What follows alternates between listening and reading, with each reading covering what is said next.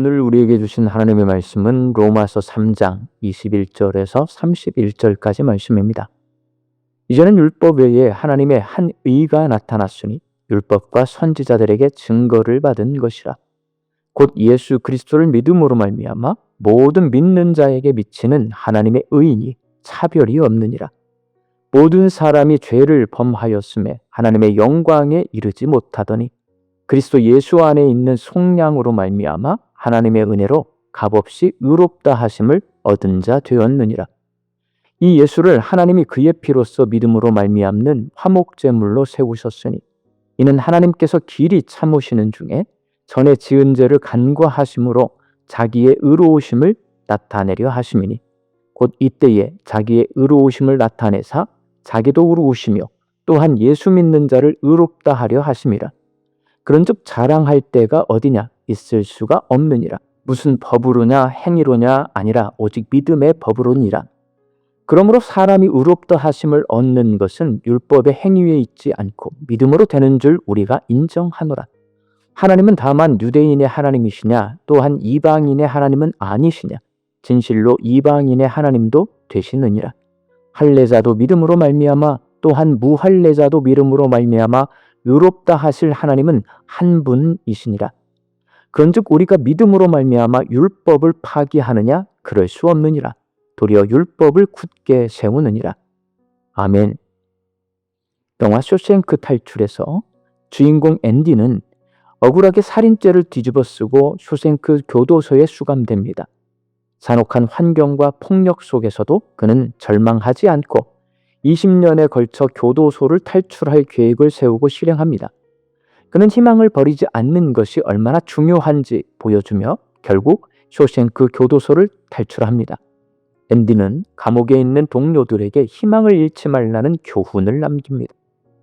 로마서는 복음이 무엇인지를 소개하면서 시작하지만 곧바로 모든 사람이 죄인이어서 하나님의 진노와 심판을 피할 수 없다고 말합니다.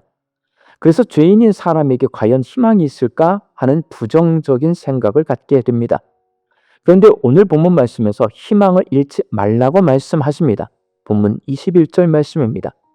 이제는 율법 외에 하나님의 한 의가 나타났으니 율법과 선지자들에게 증거를 받은 것이라. 여기서 이제는 이란 단어가 소망이 없는 암담한 과거를 부정하고 새로운 전환이 일어났음을 알리는 말입니다. 모두가 죄인임을 알게 함으로써 사람들을 좌절시킨 율법 외에 새로운 한 의가 나타났다고 알리는 단어가 바로 이제는입니다. 그렇다면 죄인인 사람들에게 희망을 주는 새로운 의는 과연 무엇일까요?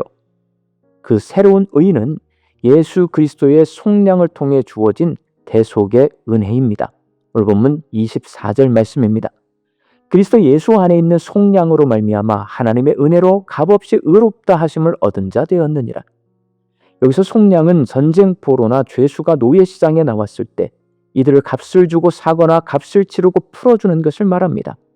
대신 속량에는 많은 비용이 들지만 예수님은 죄의 권세로부터 죄인들을 속량하실 때 대신 값을 치르시고 하나님의 은혜로 값없이 선물로 거저 주셨다고 말합니다.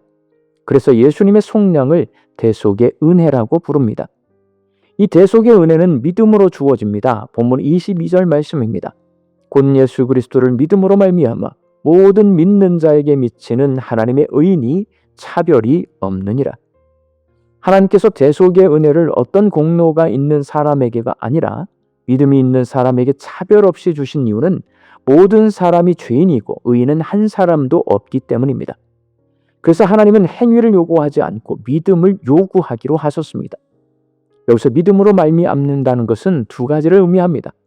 먼저 예수를 믿는 믿음을 통해서 대속의 은혜가 가능하다는 것입니다.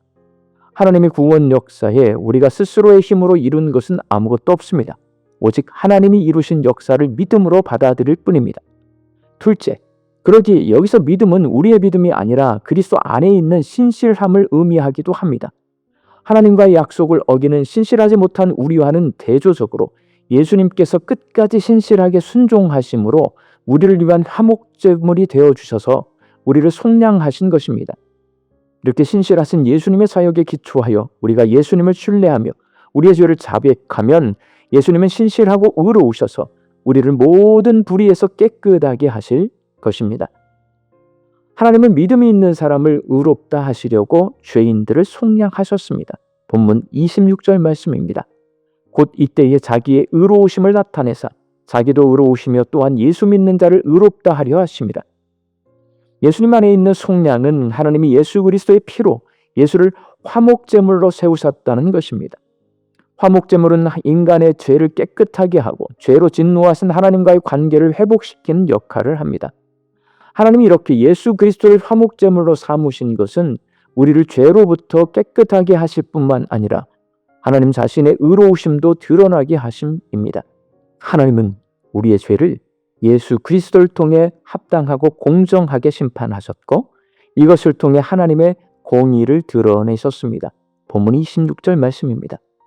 곧 이때에 자기의 의로우심을 나타내사 자기도 의로우시며 또한 예수 믿는 자를 의롭다 하려 하심이라. 여기서 예수님을 믿는 자를 의롭다고 하시는 선언을 칭의라고 합니다. 이는 의롭다고 칭하는 법정에서의 선언을 말합니다.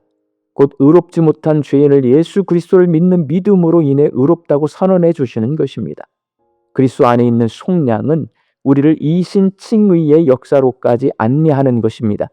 이러한 하나님의 역사 앞에 우리는 오직 감사할 수 있을 뿐이고 여기에는 어떤 자랑과 교만도 자리 잡을 여지가 없습니다. 유대인들은 할례와 율법을 철저히 지키는 율법의 행위를 자랑했지만 이는 의롭다고 칭함받는 일에 아무런 기여를 하지 못합니다. 오직 믿음으로만 의롭다 칭함을 받을 수 있습니다. 그러나 바울은 율법이 폐지되거나 필요 없는 것이 아니라 믿음으로 말미암아 율법이 굳게 세워진다고 말합니다. 본문 31절 말씀입니다. 그런즉 우리가 믿음으로 말미암아 율법을 파기하느냐? 그럴 수 없느니라. 도리어 율법을 굳게 세우느니라. 믿음으로 율법이 완성됩니다. 사랑하는 광주 양림교회 성도 여러분, 원래 죄인인 우리에게는 소망이 없습니다. 소망이 없는 존재인 우리가 예수님 때문에 소망이 있는 존재가 되었습니다. 예수님이 우리를 속량하신 그리스도이심을 믿을 때 하나님의 은혜로 의롭다 칭함을 얻게 되었습니다. 그러니 예수님을 그리스도로 믿어야 합니다. 다른 것에 소망을 두거나 다른 것 자랑하지 말고 예수님 자랑하며 감사함으로 살아야 합니다. 우리 광주 양림교회 성도들이 예수님을 그리스도로 믿고 예수님을 자랑하며 사는 믿음의 사람들이 되시기를 주님의 이름으로 축원합니다. 함께 기도하겠습니다. 소망이 없는 우리에게 예수님을 보내주셔서 믿음으로 소망의 사람이 되게 하신 하나님 참 감사합니다. 예수님을 그리스도로 믿음으로 하나님의 은혜를 누리고 의롭다 칭함을 얻게 하여 주옵소서.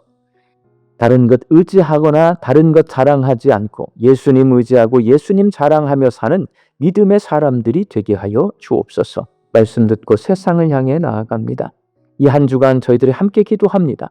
오랜 가뭄으로 어려움 가운데 있는 지역이 해갈되게 하여 주시고 수자원을 잘 관리할 수 있는 정책이 마련되게 하여 주옵소서. 유진벨 비전센터가 지역을 섬기는 비전과 복음을 전하는 사명을 이루는 공간이 될 수 있도록 주여 도와주시옵소서. 우리 교회가 후원하고 있는 나주시의 반석 위에 세운 교회가 성도들이 예배를 회복하고 복음을 전하는 삶을 살 수 있도록 주님 역사하여 주옵소서. 이 한 주간도 양림교회 성도들이 하나님 주시는 일용할 양식을 풍성히 거두며 감사함으로 살게 하여 주옵소서.